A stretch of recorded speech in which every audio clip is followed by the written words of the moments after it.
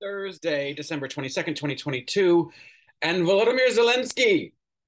Oh my God. It came to the United States yesterday just for a few hours to talk to President Biden. They did a quick little press conference, and then he spoke to the joint um, members of Congress in a brilliant fucking speech. Um, in his army greens, which is the point. He's a wartime president. There hasn't been a wartime leader that has spoken to the joint chamber in, I don't know, something ridiculous like 80 years.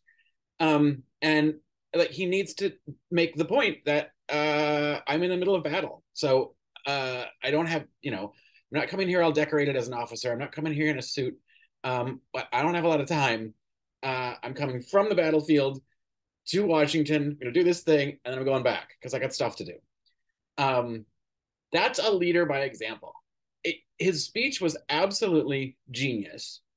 And I don't know if that was Biden's idea as invitation or how this came about, but because the balance of power is going to shift in the House, and approval for more aid to Ukraine is going to come up very shortly. And McCarthy and the Republicans have already said they want to cut aid to Ukraine.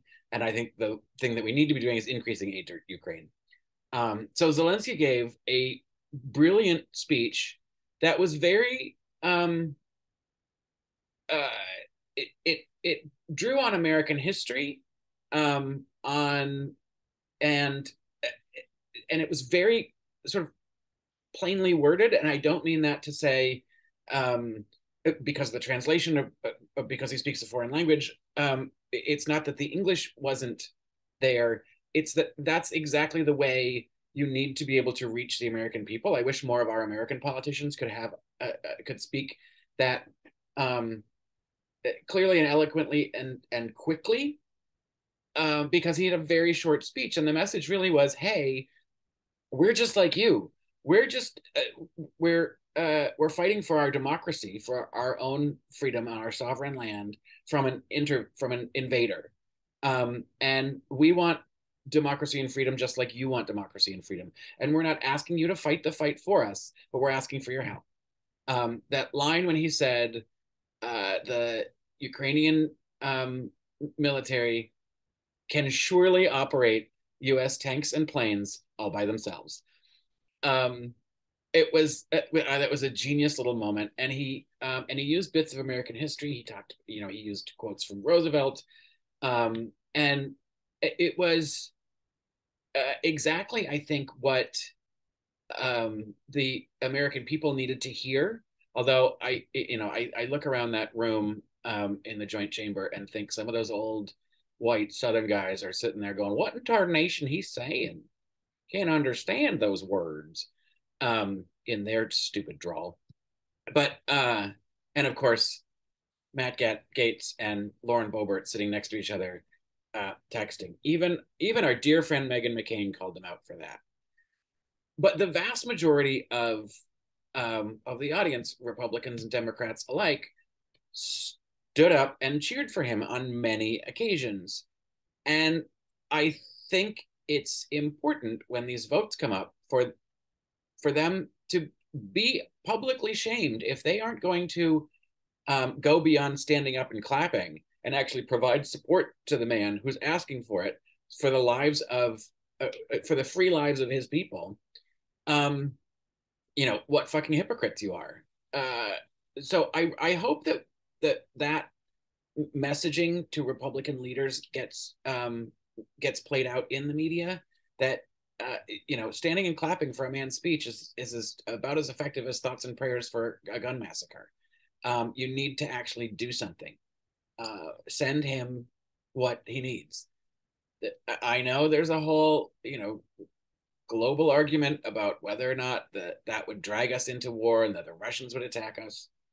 Um, Given how poorly Russia is doing just fighting Ukraine, there's no fucking way Putin thinks that he can take on a bigger war. I know he's a megalomaniac and an egomaniac, but like, save Europe. Um, that was a genius fucking speech, and uh, you know, um, he was so cute at the end when Pelosi very awkwardly tried to give him the flag that had flown over the Capitol that day. And she was like, someone will bring it to you. And he's like, no, I can hold. And then he was like, somebody tried to take it away from him. He's like, no, I'm taking this. But I think part of that is it's just part of his, I think, overall public persona, but actual real life persona. He's just a guy. He used to be a comedian and an actor. Um, and uh, and I also think part of that was, if somebody takes this away from me and I'm supposed to take it home with me, I don't want to wait for them to bring it to me. I'm going to get on a plane somewhere securely and getting the fuck out of here. I'm taking this carry on with me, not handing it off to anybody. Um, so uh, so that was genius. Um, but I do think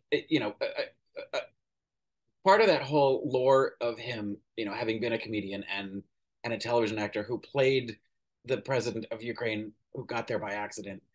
Um, I wish we had more of that kind of leadership in what are becoming the sort of celebrity politicians that have been coming forward.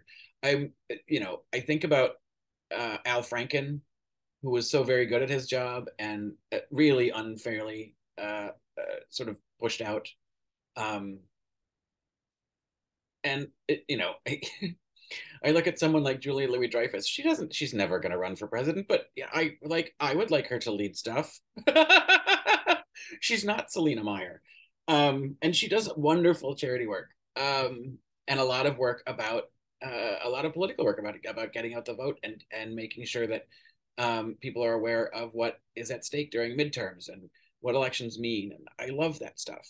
Um, because the more we can sort of elevate that conversation just slightly enough, so that we're beyond the bumper sticker, let's go Brandon bullshit. Um, I think the more different ways that we can express those things to people, the more that we can get people on board. But I just thought he was a fucking rock star, and um, you know, go get him. I want to say death to Putin, but then I'm going to put this on the internet, and then that's going to be like, oh, there's, but anyway, Putin fucking sucks.